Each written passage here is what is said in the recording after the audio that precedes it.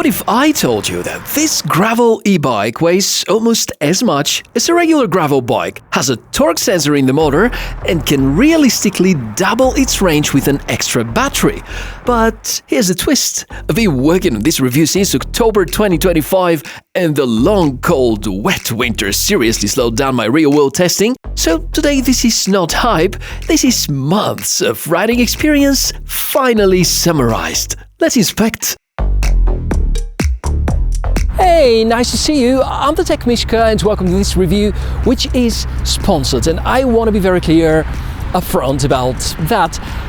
Yet, since I'm working on the whole project for months, I've had enough time to form a real opinion. And you're going to notice I'm following my usual framework. Therefore, you're going to see everything that is positive, everything that is negative, a bit of a teardown, a whole lot of tests, and everything you need to know before putting your money on the NokoMagma. So let's get into it.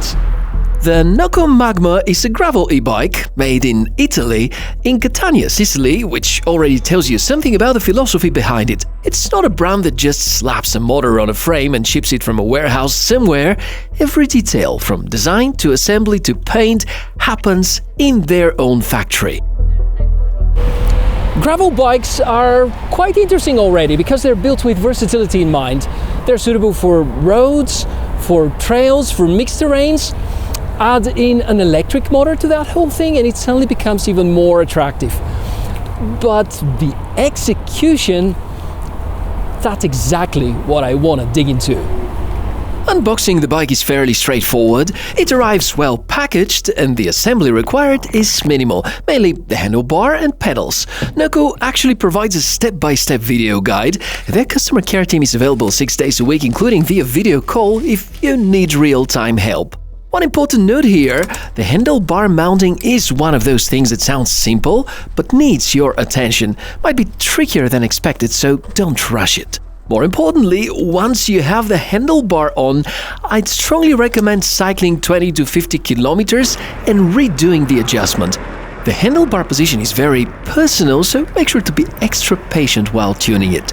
Fortunately, there are spacers that give you a few centimeters of adjustment range for height. It's not a quick release system, you're gonna need tools and time, but the flexibility is there. My Magma is a full carbon frame with a carbon fork. There's an aluminium version as well. It looks, and I say this knowing how it sounds, like it belongs in a cycling magazine. Clean, no unnecessary elements, nothing screaming, I'm electric. If anything, the only visual giveaway is the slightly larger down tube that houses the integrated battery. And this brings me to something I think is pretty impressive about the bike, the weight. The Magma, with a carbon frame, is among the lightest e-bikes you can buy. It's lighter than most folding e-bikes. It actually weighs about the same as a regular gravel e-bike. And when you pick it up, that matters immediately. Stairs, transport, storage, carrying it around. The only note is a slight rear weight bias from the hub motor, which is noticeable when you lift it, but not a problem at all while riding. The heart of the bike is the FSA HM hub motor, 250 watts, which is the EU legal maximum, but the number that matters more is the 42 Nm of torque, plus the fact that the torque sensor is integrated directly into the motor. Let me explain why that is really important, because with more budget-friendly e-bikes, or those which are somewhat older, they rely on the so-called cadence sensor, which are little tiny sensors that can detect when you start pedaling, and very often you have to do a full cycle before the motor kicks in.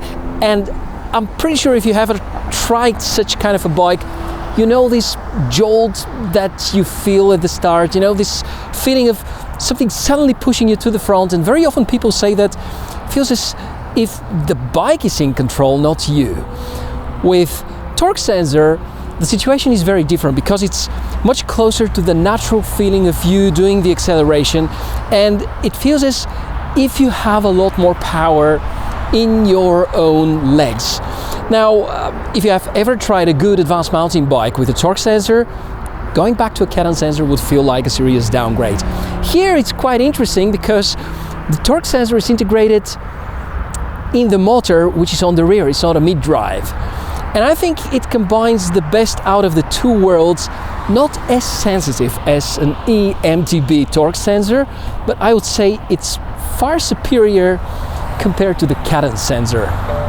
On the Magma, this translates into a riding experience that feels like a better version of your own legs, not like an engine helping you, and that's a difference. And it's my favorite thing about the bike. There are 5 assistance levels, color graded from green to red. Green is the most conservative, red is the maximum output. The FSA app lets you manage settings, track your rides and battery, and fine-tune the experience from your phone. Let's talk about the riding experience now. On the road, this bike feels balanced and planted. Well, inflated tires make a real difference here. You're gonna feel the bumps, which is actually a good thing for a gravel bike. That very feedback tells you what the road is doing. It's not a comfortable city cruiser, it's a gravel bike and it behaves like one. Yet, city riding is rather enjoyable. Despite being designed with mixed terrain in mind, the geometry and the weight make it a confident, agile bike on urban streets. I'd say it is at least as practical in the city as it is on gravel, probably more in day-to-day use. At 25 km per hour, the assist cuts off cleanly with no drag or resistance from the motor. Above that speed, it just rides like a normal bike. Interested to see where the battery is? Well, of course, it is integrated into the frame. 250 watt-hour capacity, rated for up to 100 kilometers of range. And here, I need to be honest with you about 2 things. First, the 100-kilometer figure is under good conditions. I would say under perfect, ideal conditions. Reality depends very much on how much effort you put into pedaling, the speed of the wind, the temperatures outside, the weight of the rider, and many, many other factors. I'll tell you my worst achievement, it was somewhere between 30 and 40 kilometers, where I was very often tempted to use modes 4 and 5. So think of this number, it's more like a ceiling, not an average. And something else about the battery, which is integrated in the frame, and probably you know, but I think you should consider before buying, because these batteries, if you leave them outdoors overnight and the temperature is negative Celsius, it's going to make the battery perform a bit worse. Therefore, before going for the NokoMagma, think about whether you have a place to keep it warm during the winter. If you need more range, regardless of weather, there's an optional range extender, essentially an additional battery that, combined with the internal one, brings the total up to 200 kilometers under ideal conditions, worth considering if longer rides are your thing.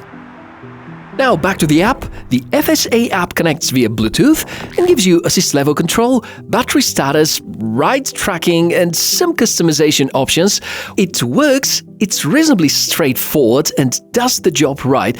It's not the most polished app on the market, but it covers what you need and you can conveniently use it as a dashboard. Let me share with you a few thoughts about after-sales support, because to me, this matters a lot, and Noko, being an Italian company, they provide real support 6 days a week. When you try to reach out, there's going to be a real human being that communicates with you. It's not going to be an AI chatbot or whatever, it's going to be a real human being. And I urge you to try this. Even if you don't have a Noko bike, try to ask a pre-sales question and see how they respond. And if you already are a Noko customer, happy to see some feedback about how this feels, regardless negative or positive. Just reach out via the comment section below the video. And something else which I find very good is the fact that they offer a 20-day free return policy in case you decide that's not the right bike for you, which says quite a lot about their commitment. Now, let's talk about the drawbacks. No masking in here. There is no quick handlebar height adjustment. You feel bumps on rough terrains due to the geometry. The main battery is not so easy to replace, which might also be a bit of a challenge with storing during the winter, and a slight rear weight bias. And as always, long-term durability will be proven over years, so I can't say much about it right now. Conclusion time, and let's talk about who this e-bike is suitable for. If you prefer to have lightweight construction, powerful, very responsive motor, respectable range, and one of the lightest e-bikes in the industry, I think NokoMagma should be on your shortlist, because it is much lighter even than most foldable e-bikes and weighs almost as much as a regular non-electric gravel bike. This is so nice, and given the price point, I think it's extremely competitive. And of course, I'm here to hear about your opinion in the comments below. Do you like the NokoMagma? What do you think about the frame and this awesome design? Because I'm still thinking whether it's the design or the motor performance which is my own favorite component. Maybe we can carry on the conversation down below. Thank you very much for watching this whole thing. If you have some thoughts on your end that you would like to share, comments down below is the right place. Please be very responsible when riding outdoors. Wear protection. And of course, if this video was something you enjoyed and was useful about making your next e-bike choice, please give it a like, subscribe to the channel for more cool tech inspections, and I, Michael, wish you a fantastic day. Bye!